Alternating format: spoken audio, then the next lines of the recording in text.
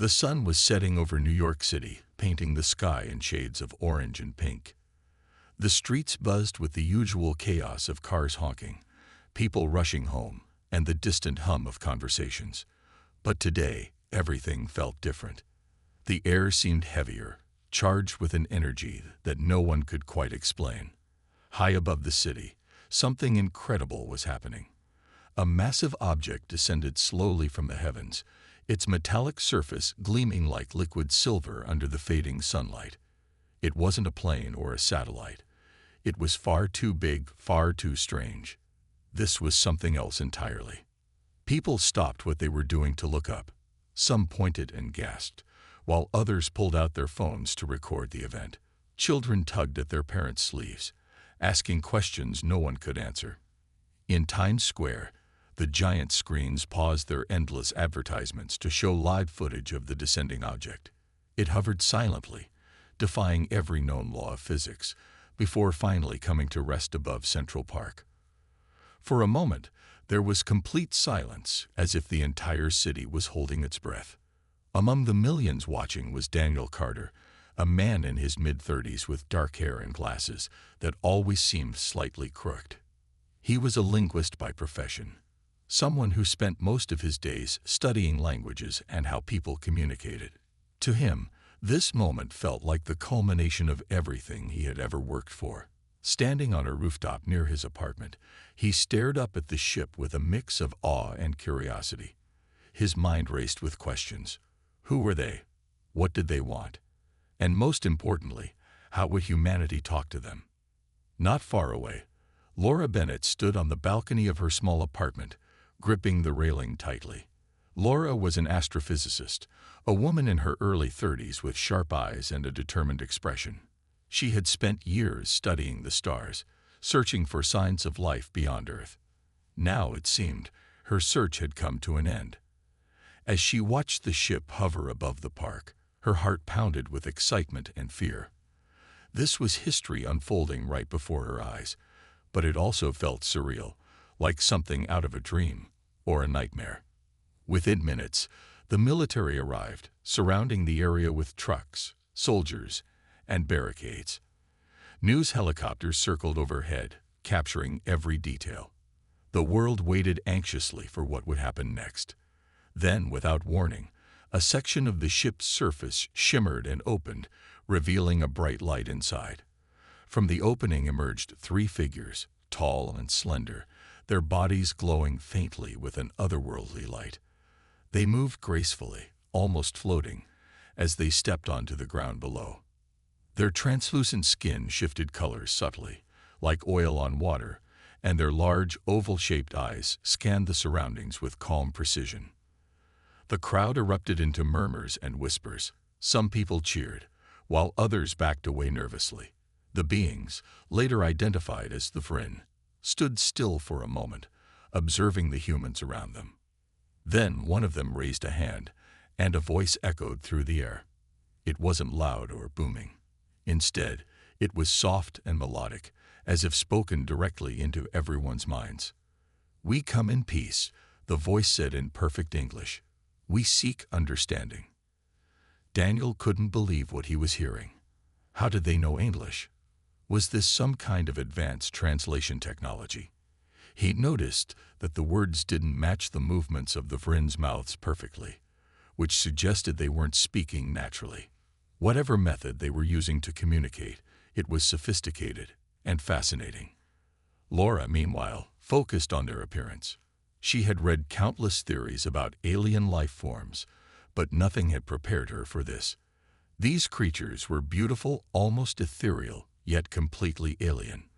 There was no mistaking that they weren't human, but they carried themselves with a sense of dignity and purpose that made them seem almost relatable. As the initial shock wore off, officials began organizing a formal meeting. Scientists, diplomats, and military personnel gathered at the United Nations headquarters to prepare for first contact. Daniel and Laura were among those selected to participate, given their expertise. Both felt a mix of pride and anxiety. They knew this was a once-in-a-lifetime opportunity, but they also understood the stakes. Humanity's future might depend on how well they could communicate with these visitors. When the Vryn arrived at the UN building the next day, they entered a large conference room filled with representatives from various countries. Everyone fell silent as the three beings took their seats across the table. One of them introduced themselves as Echo, another as Flux, and the third as Vale. Their names sounded simple, almost poetic, though Daniel suspected they were approximations created by their translation system. Echo spoke first, explaining that their species had been traveling across galaxies for centuries, seeking knowledge and understanding. They claimed to have observed Earth for some time and were intrigued by humanity's rapid technological progress. "Your language is complex," Echo said, pausing briefly as if searching for the right word. "It contains layers of meaning we do not fully comprehend." Daniel leaned forward, his curiosity piqued. "What do you mean by layers?" he asked. Echo tilted its head slightly, a gesture that seemed almost human. "Your words carry emotions, contradictions, and hidden truths. It is challenging to interpret." Laura chimed in, her tone cautious but eager. "Human communication isn't just about words. We use tone, body language, even silence to convey messages. Does your system account for that?" Flux responded, its glow dimming slightly. "Our matrix translates based on logic and structure. Nuance is difficult." The conversation continued for hours, with both sides exchanging information and asking questions. By the end of the session, Daniel and Laura realized they were dealing with a civilization far more advanced than humanity, but also one that struggled to grasp the subtleties of human expression. As they left the room together, Daniel turned to Laura and said, "This is going to be harder than I thought." Little did they know, their journey was only beginning. Over the next few weeks, Daniel and Laura became central figures in humanity's efforts to communicate with the Vryn. The aliens had set up a temporary base near Central Park, their ship hovering silently above it like a giant silver moon. Every day, teams of scientists, diplomats, and linguists gathered at the UN headquarters for meetings with Echo, Flux, and Vale. These sessions were tense but fascinating, as both sides tried to bridge the gap between their vastly different ways of thinking. Daniel found himself spending long hours poring over recordings of the Vryn's speech patterns. He noticed that their language, translated through their mysterious matrix, was precise and logical, almost mathematical in nature. But there were moments when the translations faltered, producing awkward phrases or sudden pauses. It was during these glitches that Daniel felt a flicker of unease. Something about their system wasn't perfect, and he couldn't shake the feeling that this imperfection might hold deeper significance. Laura, on the other hand, focused on the physical aspects of the Vryn. She studied their movements, their glowing skin, and the way they seemed to interact with their environment. Unlike humans, the Vryn didn't rely on tools or devices. Instead, they appeared to manipulate objects through some form of energy field. During one meeting, she asked them about this ability. Flux responded by explaining that their technology was integrated into their very biology. "We are not separate from our tools," it said calmly. "They are part of us." Despite their advanced abilities, the Vryn often seemed puzzled by human behavior.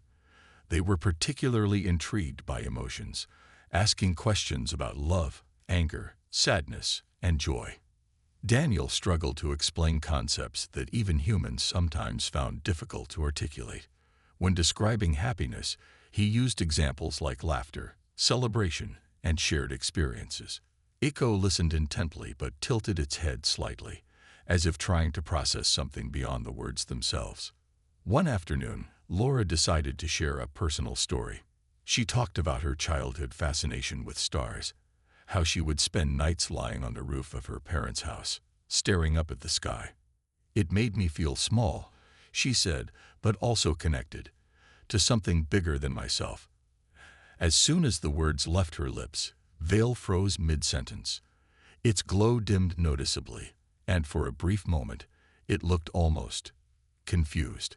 Then, just as quickly, it recovered and continued speaking as though nothing had happened. Daniel noticed the reaction too. After the meeting ended, he pulled Laura aside. "Did you see that?" he asked quietly. "Vale reacted to what you said." Laura nodded, her brow furrowed. "I think so." "But why?" "My story wasn't complicated." "Maybe it wasn't about complexity," Daniel replied thoughtfully. "Maybe it was about emotion, or maybe even metaphor. You described feeling both small and connected. That's contradictory, isn't it?" Laura frowned. Contradictions don't usually confuse advanced beings like them. Their matrix should handle paradoxes easily. "Should," Daniel emphasized. "But what if it doesn't?" The idea lingered in their minds as they prepared for the next session. Determined to test their theory, Daniel brought up another abstract concept: nostalgia. He spoke about his memories of climbing trees as a child, describing the sensation of wind rushing past his face and leaves brushing against his skin. "It felt like flying without wings," he concluded. Again, the Vryn reacted strangely. This time, all three of them paused simultaneously, their forms flickering faintly. Echo's glow dimmed significantly, and Flux emitted a low hum that sounded almost like static. Afterward, Daniel and Laura discussed the incident privately. "There's definitely a pattern here," Laura said. "Certain phrases seem to disrupt their translation matrix." "But why?" Daniel wondered aloud. "Are we hitting some kind of limit in their system? Or is it something else entirely?" Laura hesitated before answering. "What if their matrix isn't designed to handle ambiguity? Human language thrives on nuance, on saying one thing while implying another. Maybe their logic-based system can't reconcile that." Daniel nodded slowly. "If that's true, then we've stumbled onto something important, something potentially dangerous." Their discovery raised ethical questions neither of them had anticipated. Should they exploit this weakness to gain leverage over the Vryn? Or was it their responsibility to protect these visitors, who had come in peace? For now, they decided to keep their findings quiet, sharing only vague details with the rest of the team. But the weight of their secret grew heavier with each passing day. As the meetings continued, tensions began to rise among the human representatives. Some argued that humanity needed to assert dominance, while others believed cooperation was the only path forward. The Vryn, for their part, remained calm and composed, though Daniel noticed subtle changes in their demeanor. They seemed more cautious, more deliberate in their responses. It was as if they were learning from every interaction, and perhaps adapting.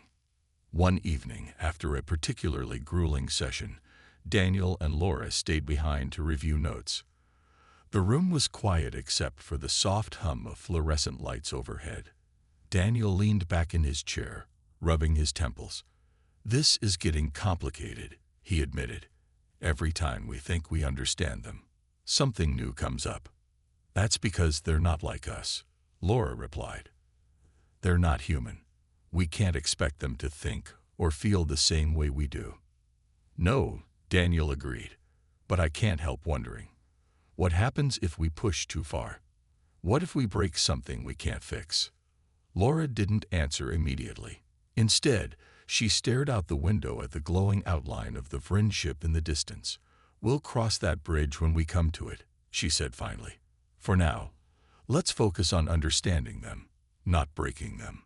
Her words offered little comfort, but Daniel knew she was right.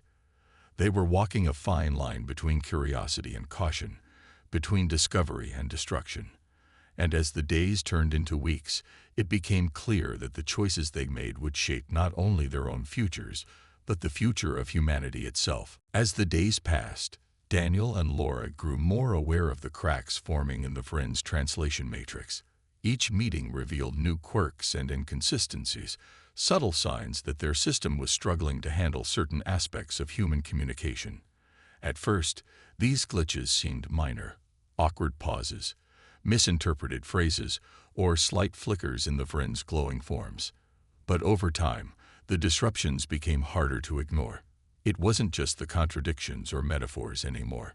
It was something deeper, something tied to the very essence of what made human language unique.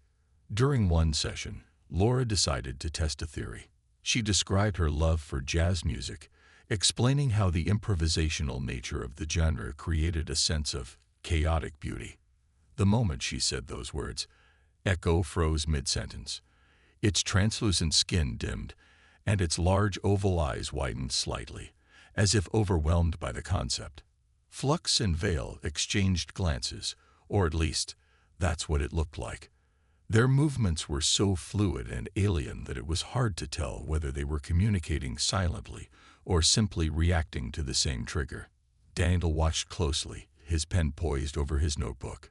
He had been documenting every instance where the Vrin showed signs of confusion or distress, hoping to find a pattern.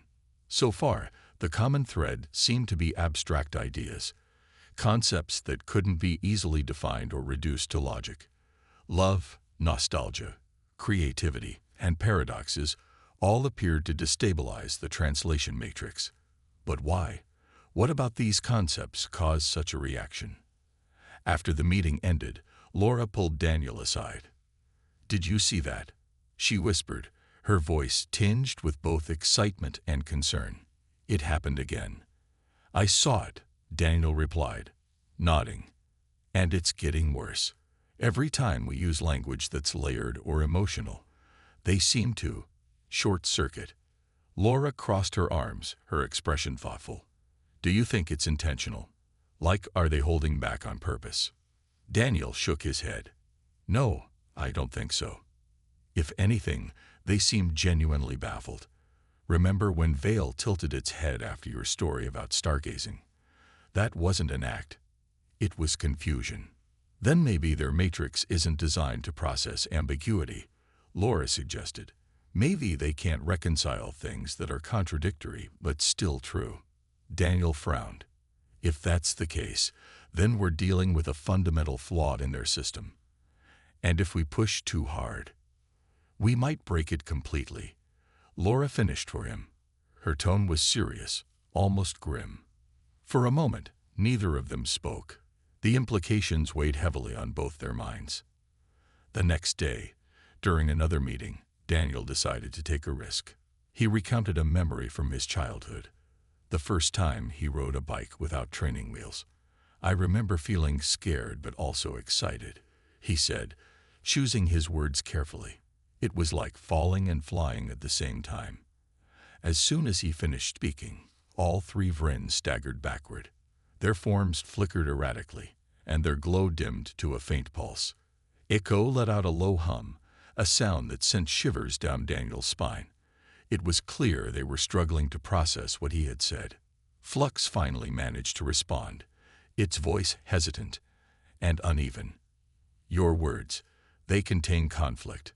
Falling and flying cannot coexist." "They can in human terms," Daniel explained gently. "Sometimes fear and joy go hand in hand. It's part of being alive." The Vrif didn't reply immediately. Instead, they stood motionless, their glowing forms pulsing faintly. After several tense moments, Vale spoke. "We must rest. Our systems require recalibration." Without waiting for a response, they turned and left the room, their graceful movements unusually hurried. Daniel and Laura exchanged worried glances. "That was intense," Laura murmured. "Do you think we went too far?" "I don't know," Daniel admitted, "but I think we found their limit. Their matrix can't handle the complexity of human thought, at least, not yet." Word of the incident spread quickly among the human representatives. Some were alarmed, fearing that the Vrin might interpret their actions as hostile. Others saw an opportunity. Among them was Richard Hayes, a military strategist who had been skeptical of the aliens from the start. During a debriefing later that evening, he voiced his concerns loudly. "They're hiding something," Richard insisted, slamming his fist on the table. "Why else would their translation system fail like that? They're not as advanced as they claim to be." "That's ridiculous," Laura shot back, her voice sharp. "Their technology is light years ahead of ours. The issue isn't their advancement, it's our complexity. Human language doesn't fit neatly into their framework." "And that makes them vulnerable," Richard countered. If we can exploit that weakness, we might gain the upper hand. No, Daniel interjected firmly. We're not here to exploit them. They came in peace, remember. Pushing them too far could have consequences none of us are prepared for.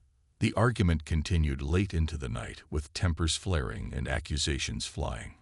By the end of the meeting, no consensus had been reached. Daniel and Laura left the room feeling drained and uneasy. They knew Richard's stance wasn't uncommon. Many people feared the unknown and wanted to assert dominance over the Vryn. But giving in to that fear could lead to disaster. Back at their shared workspace, Laura slumped into a chair, rubbing her temples. "This is spiraling out of control," she muttered. "What do we do now?" Daniel sighed, running a hand through his hair. "We keep doing what we've been doing, trying to understand them. But we need to tread carefully. If we push too hard, we could lose this chance forever." Laura nodded slowly. "Agreed. But we also can't ignore what we've discovered. There's power in knowing their weakness, whether we want it or not." For the rest of the week, Daniel and Laura focused on finding ways to communicate without triggering further disruptions. They simplified their language, avoiding metaphors and contradictions whenever possible. It wasn't easy. Human speech naturally leaned toward abstraction. But they did their best. To their relief, the Vryn seemed to stabilize during these sessions, their forms glowing steadily once more. Still, Daniel couldn't shake the feeling that they were walking a dangerous line.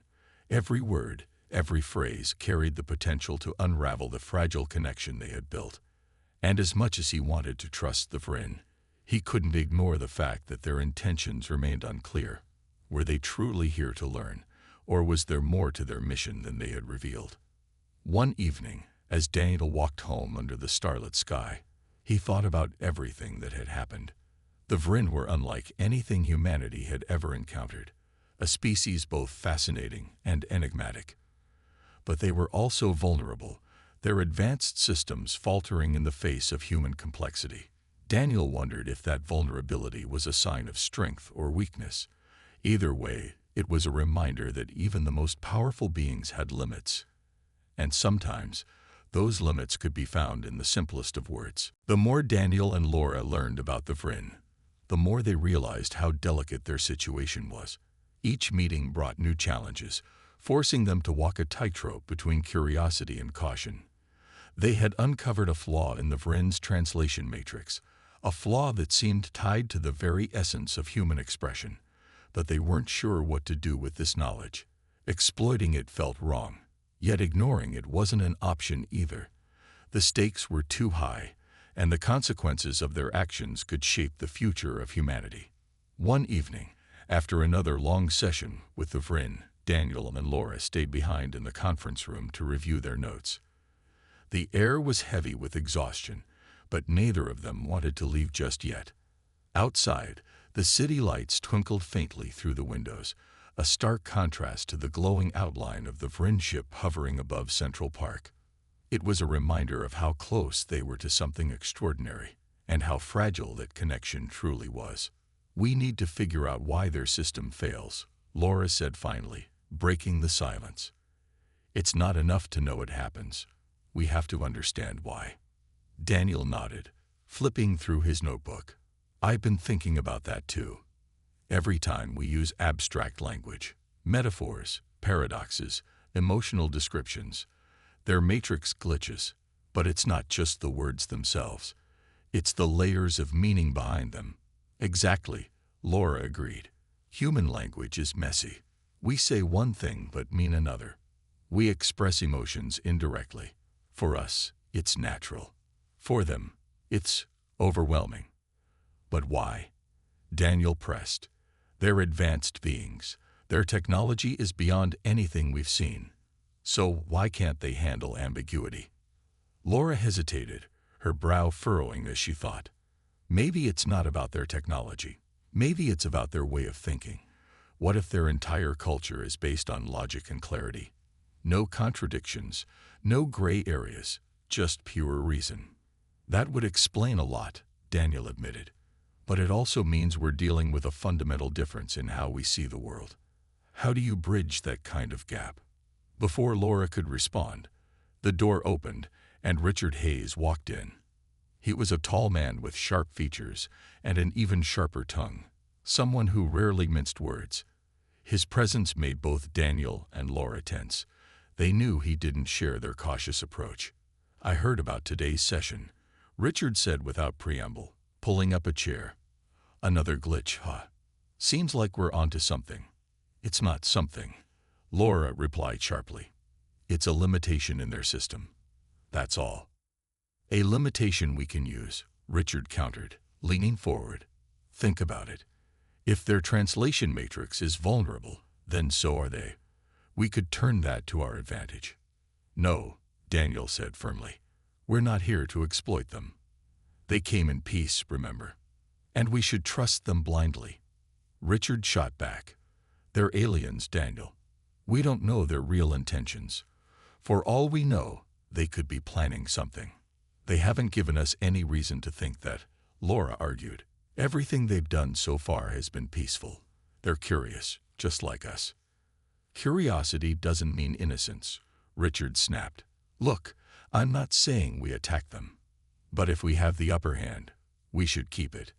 Knowledge is power, whether you like it or not."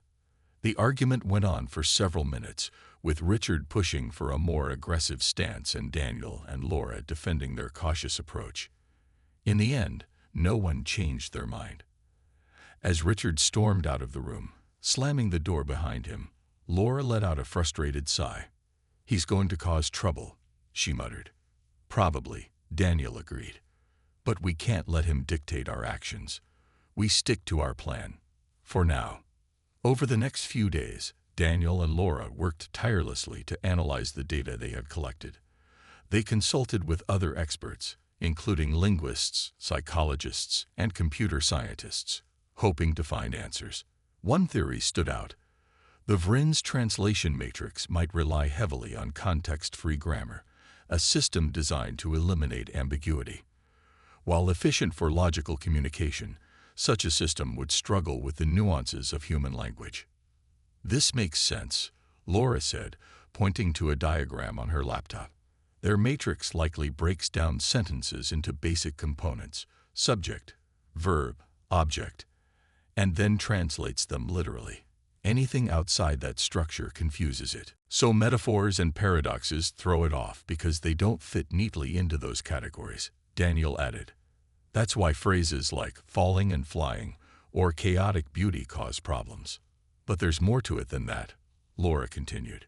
"Emotions complicate things further. When we talk about feelings, we're not just conveying information. We're sharing experiences.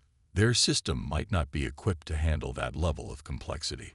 Armed with this insight, Daniel and Laura began compiling a list of phrases known to trigger glitches in the Vrin's matrix. These included abstract concepts, contradictory statements, and emotionally charged expressions. They tested each phrase during subsequent meetings, carefully observing the Vrin's reactions. The results were consistent. Every time they used one of these phrases, the aliens faltered, their forms flickering and their voices pausing mid-sentence. Despite their growing understanding, Daniel couldn't shake the feeling that they were playing with fire. "What if we push too far?" he asked Laura one evening after another tense session. "What if we break something we can't fix?" "We won't," Laura assured him, though her tone lacked conviction. "We're being careful. Besides, knowing their weakness doesn't mean we have to exploit it." "Doesn't it?" Daniel countered. "Even if we don't act on it, others will. People like Richard won't hesitate to use this against them." Laura sighed, rubbing her temples. "Then we'll have to make sure it doesn't come to that. We'll keep documenting everything, staying one step ahead. If anyone tries to take advantage of this, we'll intervene." As the days turned into weeks, tensions between the human representatives grew. Some sided with Richard, advocating for a more assertive approach, while others supported Daniel and Laura's focus on cooperation. The Vrin, for their part, remained calm and composed, though their interactions became increasingly cautious. It was clear they were aware of the divisions among the humans, though they never commented on them directly. One night, as Daniel prepared to leave the UN building, he found himself alone in the hallway with Echo. The alien stood silently, its translucent skin glowing softly in the dim light. For a moment, neither of them moved. Then Echo tilted its head slightly, studying Daniel with its large oval eyes. "You seek understanding," Echo said finally, its voice soft and melodic. "Yet you fear what you may discover." Daniel hesitated, unsure how to respond. "We're trying to learn," he said carefully, "but sometimes learning isn't easy." Echo paused, as if processing his words. "Neither is teaching." With that, the alien turned and glided away, leaving Daniel standing in the hallway. He watched Echo disappear around the corner, his mind racing. The Vrin's words echoed in his thoughts, reminding him of the weight of their mission. They weren't just communicating, they were navigating uncharted territory, bridging two worlds separated by more than just space.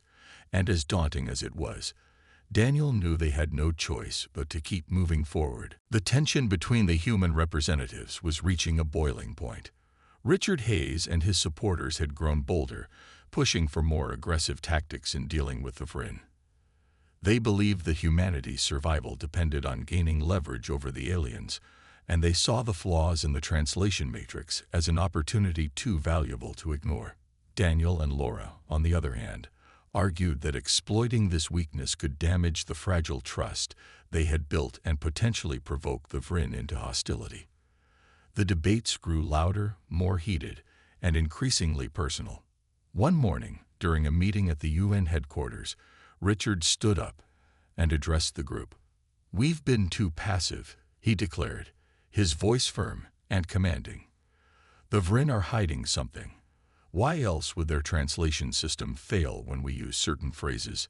We need to test its limits, push it until it breaks. Only then will we know what they're truly capable of." Daniel immediately rose to his feet, his face flushed with frustration. "That's reckless and dangerous," he shot back. "If we break their system, we risk losing the ability to communicate altogether. Is that what you want? To sabotage everything we've worked for?" "It's not sabotage if it gives us answers," Richard countered, his tone sharp. "You're too soft, Daniel.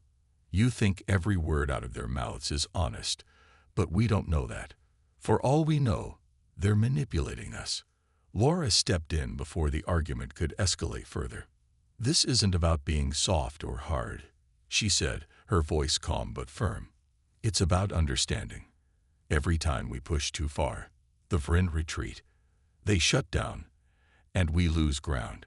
If we want real progress, we need to build trust, not destroy it." Richard scoffed. "Trust doesn't win wars, Laura. Knowledge does. And right now, we have the upper hand. Are you really willing to throw that away?" Before Laura could respond, one of the diplomats interrupted. "Enough," he said sharply. "This infighting isn't helping anyone. We need to focus on finding common ground, not tearing each other apart." The room fell silent, though the tension lingered in the air like a storm waiting to break. Daniel and Laura exchanged weary glances. They knew Richard wouldn't back down easily, and neither would his supporters. The divide between the two sides was growing wider, and it threatened to derail their efforts entirely. Later that day, Daniel and Laura met privately to discuss their next steps. Sitting in a quiet corner of the building, they reviewed their notes and brainstormed ways to keep the peace while continuing their work with the Vrin. "We can't let Richard take control," Daniel said firmly. "If he gets his way, things could spiral out of control." "I agree," Laura replied, her expression troubled. "But how do we stop him? He has influence, and people listen to him." "We stay one step ahead," Daniel suggested. "We document everything, the glitches, the reactions, the patterns. If we can prove that breaking their system won't help us, maybe we can convince others to see reason." Laura nodded slowly. "It's worth a try. But we also need to be ready for whatever happens. If Richard tries something drastic, we'll have to act fast." The following day, during another session with the Vrin, Daniel decided to test a phrase he had been avoiding. It was risky, but he felt it was necessary to understand the full extent of the Matrix's limitations. As Echo, Flux, and Vale took their seats across the table, Daniel cleared his throat and spoke carefully. Sometimes, he began, letting go is the hardest way to hold on. The effect was immediate. All three Vryn froze, their forms flickering erratically. Their glow dimmed significantly, and their large eyes widened in what looked like shock, or perhaps pain. Echo staggered backward, its body pulsating wildly. Then, without warning, it collapsed entirely, dissolving into a shimmering pool of liquid light. Flux and Vale quickly moved to stabilize their companion, their movements frantic and uncharacteristically chaotic. For a moment, the room was deathly silent. No one dared to speak as the humans watched the Vryn struggle to recover. Finally, Flux managed to reform Echo's shape, though its glow remained faint and unstable. Vale turned to the humans, its voice trembling slightly. "Your words, they disrupt our essence. Please, do not repeat them." Daniel felt a wave of guilt wash over him. He hadn't intended to cause harm, but the damage was done. Laura placed a reassuring hand on his shoulder, her expression grim. "We pushed too far," she whispered. "This is exactly what I was afraid of." After the session ended, the Vryn retreated hastily, vowing to return once their systems stabilized.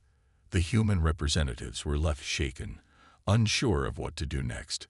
Richard, however, seemed unfazed. "See," he said smugly, "I told you they're vulnerable. Now we know exactly where to strike if we need to." "No," Daniel snapped, his voice cold with anger. "What you're suggesting isn't leadership. It's recklessness. We just destabilized their entire system because of one phrase. Do you even realize how dangerous that is?" Richard shrugged dismissively. "Danger comes with discovery.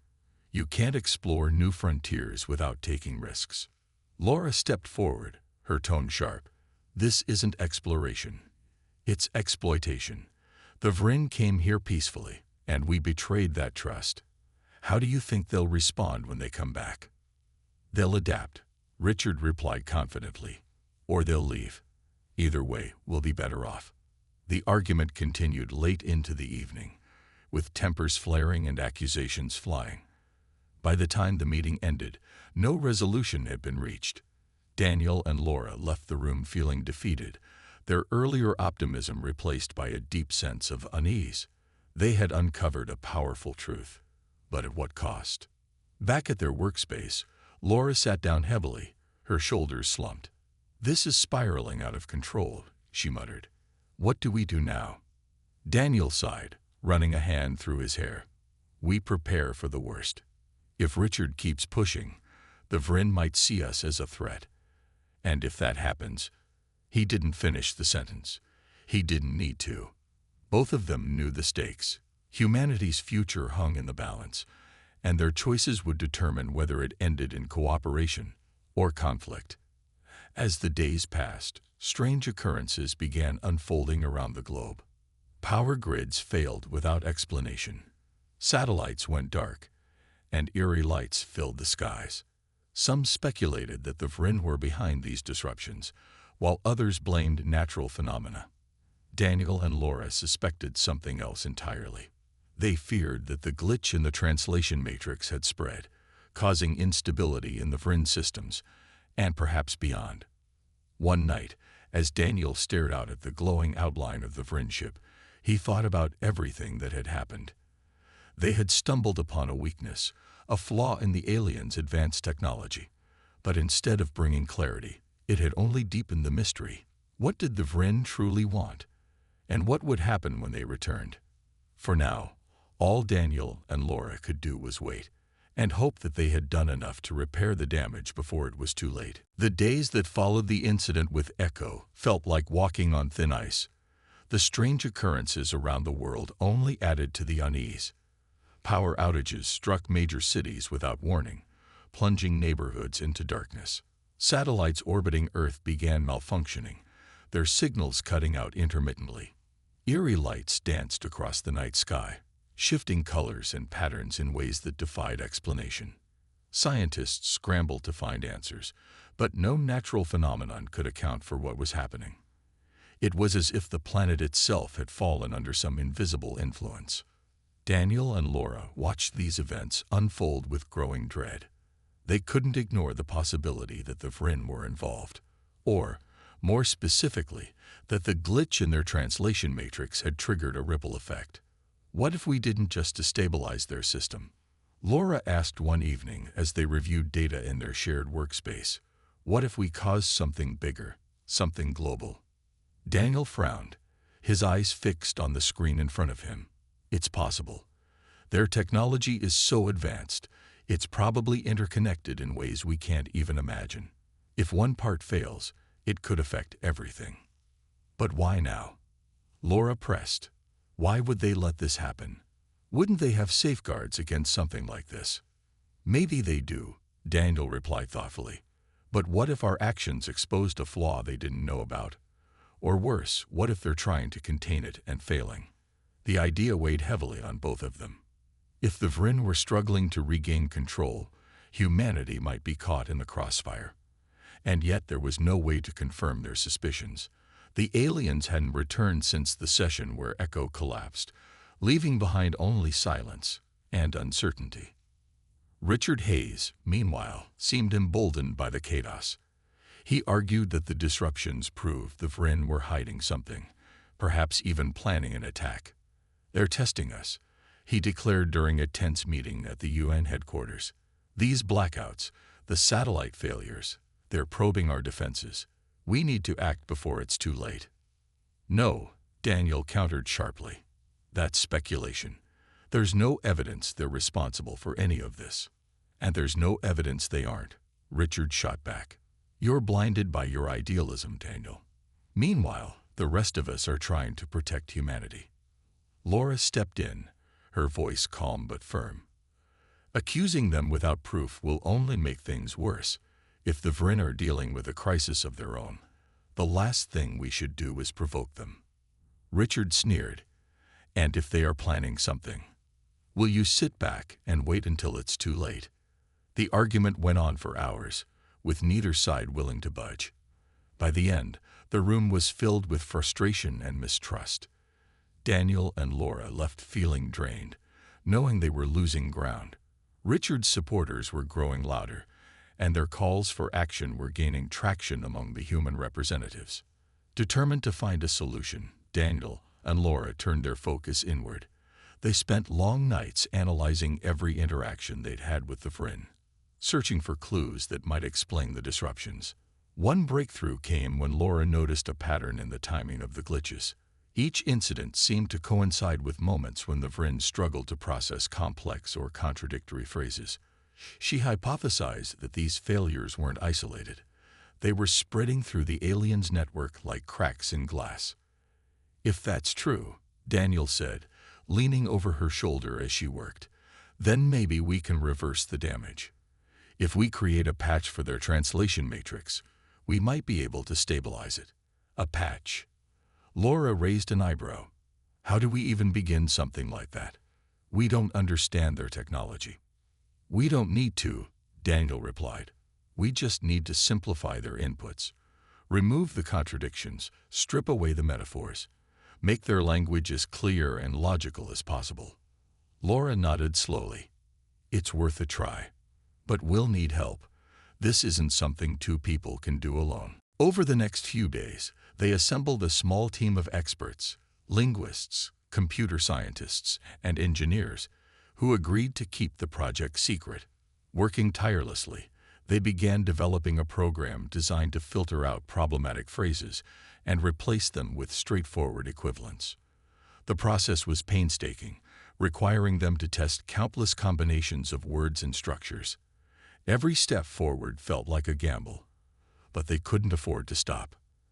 As the team worked, strange reports continued to pour in from around the globe. In some areas, electronic devices malfunctioned randomly, turning on and off without explanation. Others reported hearing faint hums or seeing flashes of light in the distance. Panic spread quickly, fueled by rumors and misinformation. Governments issued statements urging calm, but fear took hold nonetheless. People began preparing for the worst, stockpiling supplies, and seeking shelter. Through it all, Daniel and Laura remained focused on their task. They knew time was running out. If the Vryn returned while their systems were still unstable, the consequences could be catastrophic. One evening, as they reviewed their progress, Laura voiced her concerns aloud. "What if this doesn't work?" she asked quietly. "What if the patch isn't enough?" "It has to be," Daniel replied, though his tone lacked conviction. "We've come too far to give up now." Finally, after weeks of effort, the team completed the patch. It wasn't perfect. They knew that, but it was the best they could do under the circumstances. All that remained was to transmit it to the Vryn. The question was how. "They're monitoring us," Laura said. "Their ship hasn't moved since the last meeting. They're waiting for something." "Then we send it directly," Daniel suggested. "Use a high-frequency signal. If their systems are integrated, they'll receive it automatically." It was risky, but they had no other options. With the help of the engineering team, they prepared a transmission and broadcast it toward the hovering ship. For several tense minutes, nothing happened. Then, slowly, the massive vessel shuddered, its surface rippling like water. Its glow dimmed briefly before brightening again, steadying into a soft, steady pulse. Inside the UN building, everyone held their breath. Had it worked? Or had they made things worse? Moments later, a message appeared on every screen worldwide. A single line written in flawless English. "Your gift has saved us. We are grateful." Relief washed over Daniel and Laura as the weight of the past weeks lifted. They had done it. Against all odds, they had repaired the damage and restored balance, not just between themselves and the Vryn, but potentially for the entire planet. Outside, the eerie lights faded, and power grids began coming back online. Life started returning to normal, though the memory of what had happened would linger for years to come. As Daniel and Laura stood together, watching the stars reappear in the night sky, they knew their journey was far from over. But for now, they allowed themselves a moment of quiet triumph. They had faced the unknown and found a way to bridge the gap, not through force or fear, but through understanding and cooperation. The message from the Vryn echoed across the globe, appearing on every screen and device simultaneously. "Your gift has saved us. We are grateful." Those few words carried a weight far beyond their simplicity. For Daniel and Laura, it was a moment of validation, a confirmation that their efforts had not been in vain. But it also raised new questions. What exactly had they saved the Vryn from? And what did this mean for humanity moving forward? The following day, Echo, Flux, and Vale returned to the UN headquarters. Their forms glowed steadily now, no longer flickering or dimming unpredictably. They moved with their usual grace, but there was a subtle change in their demeanor. They seemed humbled. When they entered the conference room, all eyes turned to them, filled with a mix of curiosity and apprehension. Echo spoke first, its melodic voice calm yet tinged with emotion. "You have repaired what we could not," it said, addressing the assembled humans. "Your actions have restored balance to our systems." Daniel leaned forward slightly, his mind racing with questions. "What happened?" he asked carefully. "Why did your matrix destabilize so severely?" Flux tilted its head, as if considering how best to respond. "Our translation matrix is tied to our essence," it explained.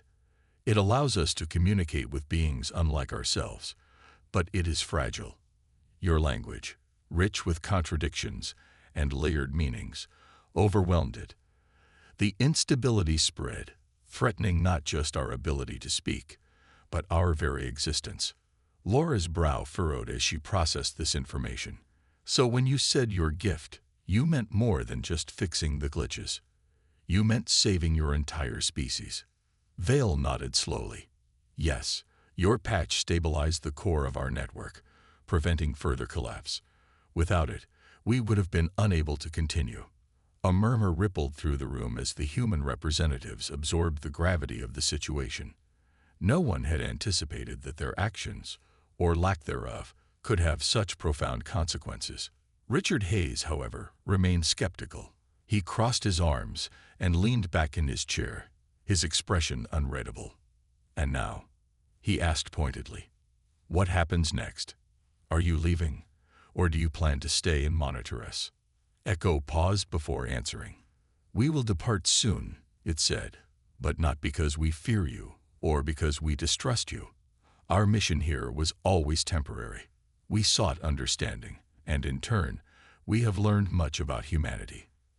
"About our flaws, you mean?" Richard interjected sharply. "Our chaos, our contradictions." "No," Echo replied firmly. "About your strength, your resilience. Humanity thrives in complexity, in the spaces between logic and emotion. It is admirable." This response silenced Richard momentarily. Though his scowl deepened, Daniel exchanged a glance with Laura, both of them surprised by the alien's words. Admiration wasn't something they had expected from the Vryn, especially given the tensions of recent weeks. As the meeting continued, the Vryn shared more about their culture and purpose.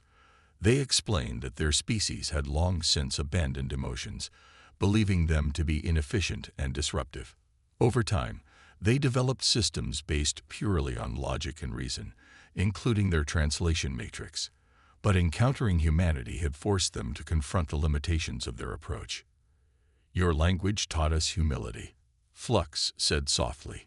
"It showed us that clarity alone is not enough. Sometimes, ambiguity holds meaning too." Laura nodded slowly, her earlier frustration giving way to a sense of cautious hope. "Maybe that's why we're different," she suggested. "Humans don't shy away from complexity. We embrace it, even when it's messy." Echo tilted its head slightly, studying her with its large oval eyes. "Perhaps that is why you survive," it said. "And perhaps it is why we must adapt." The conversation shifted toward the future. The Vryn assured the humans that they harbored no ill intentions and had no plans to return unless invited. They emphasized the importance of mutual respect and warned against assuming hostility where none existed. "Fear leads to conflict," Vale said. "Understanding prevents it." Richard remained unconvinced, but others in the room began nodding in agreement. Even some of his supporters seemed swayed by the Vryn's sincerity. As the meeting drew to a close, Daniel stood up and addressed the aliens directly. "We're still learning how to navigate this," he admitted. "How to trust, not just you, but each other. But I think today proves that cooperation is possible, even when it feels impossible." Echo's glow brightened slightly, almost like a smile. "Then you are wiser than you know," it replied. "Farewell, Daniel Carter. Farewell, Laura Bennett. May your path be guided by the same courage that brought us together." With those final words, the Vryn rose from their seats and left the room, their forms glowing steadily as they exited the building. Outside, their ship hovered silently for a moment before ascending into the sky. Within seconds, it vanished into the atmosphere, leaving behind only a faint shimmer in the air. Back inside the conference room, the humans sat in stunned silence. The weight of what had just transpired settled over them, heavy but not oppressive. For the first time in weeks, the tension in the room felt lighter, replaced by a tentative sense of unity. Daniel and Laura stepped outside, needing a moment to breathe. The city bustled around them, oblivious to the monumental events that had unfolded mere hours ago. Above them, the stars twinkled brightly, a reminder of the vastness beyond Earth and the possibilities it held. "You think they'll come back?" Laura asked quietly, breaking the silence. "I don't know," Daniel replied honestly. "But if they do, I hope we're ready." Laura smiled faintly. "We survived this. That has to count for something." Daniel nodded, his gaze fixed on the horizon. "Yeah, it does." As they stood there together, watching the world move forward, they knew the road ahead wouldn't be easy. Humanity still had much to learn, not just about the Vryn, but about itself. But for now, they'd allowed themselves a moment of peace. They had faced the unknown and found a way to connect, to understand, and ultimately, to heal. And in doing so, they had taken their first step toward a future shaped not by fear, but by hope. In the weeks that followed the Vrin's departure, life on Earth slowly returned to normal, or at least as close to normal as it could be after such an extraordinary event. The strange disruptions that had plagued the planet, the power outages, satellite failures, and eerie lights, faded away entirely, leaving behind only lingering questions. People went back to their routines, but the memory of the aliens remained fresh in everyone's minds. News outlets continued to analyze every detail of humanity's first contact with the Vrin, speculating about what it meant for the future. For Daniel and Laura, the aftermath was a mix of relief and reflection. They had played a pivotal role in repairing the Vrin's translation matrix and preventing a potential catastrophe. But they also knew the experience had changed them, and perhaps humanity itself, in ways they were only beginning to understand. One evening, Daniel and Laura met at a small rooftop cafe overlooking Central Park. It was the same spot where Daniel had stood weeks earlier, watching the Vrin ship descend for the first time. Now the sky above was clear, dotted with stars that seemed brighter than before. The city hummed softly around them, a comforting reminder of life continuing as usual. "I keep thinking about what Echo said," Daniel admitted, stirring his coffee absent-mindedly. "About how our contradictions make us strong." Laura nodded, her expression thoughtful. "It's funny. They came here seeking understanding, but I think we learned just as much from them." "Maybe more," Daniel replied. "They showed us how fragile communication can be. One wrong word, one misunderstood phrase, and everything falls apart. But they also showed us how powerful it can be," Laura added. "We fixed their system because we listened to them, to each other. That's something worth holding on to." Daniel smiled faintly. "Yeah, and maybe that's the lesson here. We're messy, chaotic, full of contradictions, but that's not a flaw. It's who we are." The conversation drifted to the challenges ahead. While the immediate crisis had passed, the encounter with the Vrin had exposed deep divisions among humans. Richard Hayes and his supporters still advocated for caution, warning against trusting any alien species too quickly. Others argued that cooperation, not fear, should guide humanity's approach to extraterrestrial life. These debates weren't likely to end anytime soon. "It's going to take time," Laura said, leaning back in her chair. "People are scared. Fear makes them want to build walls instead of bridges. And yet we've proven that bridges work," Daniel countered. "Look at what happened with the Vrin. If we hadn't worked together, if we let fear drive us, we might have lost everything." Laura agreed.